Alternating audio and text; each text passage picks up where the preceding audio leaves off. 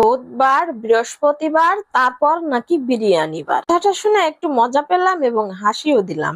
বাচ্চাদের কথাগুলো শুনতে আসলে খুবই ভালো লাগে। আসসালামু আলাইকুম, welcome back to my another new video. কেমন আছেন আপনারা সবাই?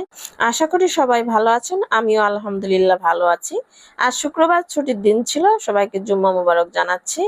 শুক্রবার সকাল থেকেই আমি আজ ভিডিওটি শুরু করেছি। আজকে শুক্রবারের জন্য নাস্তার কোনো প্যারা নেইনি। আলবির জন্য একটু ডিম ভাজি আর আলু ভাজি করে নিলাম। আর রাতের ভাত ছিল, একটু গরম করে নিলাম। আজকে আর রুটি পরোটা কিছু বানালাম না। একবারে মচমচে করে আলু ভাজিও খেতে বেশি পছন্দ করে। আর আমি সকালের নাস্তা আসলে ভারী নাস্তা খাবো না। সকালবেলা একটু চিয়া সিড, দুটি খেজুর, বাদাম খেলেই আমার নাস্তা করা হয়ে যায়। তারপর শীতের কাপড়গুলো ধুয়ে আমি ছাদে দিয়ে গেলাম। শীতের কাপড় বলতে 2-3 দিন থেকে ধুতেই আছে শুধু, কারণ 1 বছর ধরে এই কাপড়গুলো আলমারিতে